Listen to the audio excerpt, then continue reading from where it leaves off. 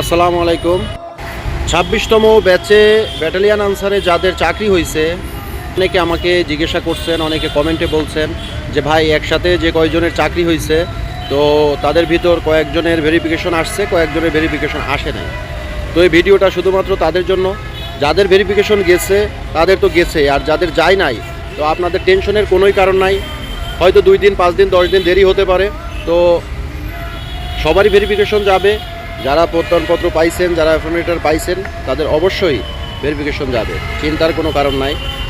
অথবা যারা টেনশন করতেছেন যে ভেরিফিকেশনে কি হবে, ভেরিফিকেশনে কি হবে এটা একমাত্র আপনারাই জানেন। আপনার কি অবস্থায় আছেন, বা আপনার কোনো মামলা আছে কিনা, বা আপনার কোনো ধরনের কোনো সমস্যা আছে কিনা, এটা আপনি নিশ্চয়ই জানেন। আর যদি কারোর কোনো অজান্তে কোনো সমস্যা হয়ে থাকে বা আপনি জানেন না, যদি কোনো সমস্যা হয় তাহলে কি আমার চাকরিটা থাকবে বা কি হবে, বা কিছু যদি অজান্তে কেউ কিছু বলে থাকে তো সেক্ষেত্রে কি হবে।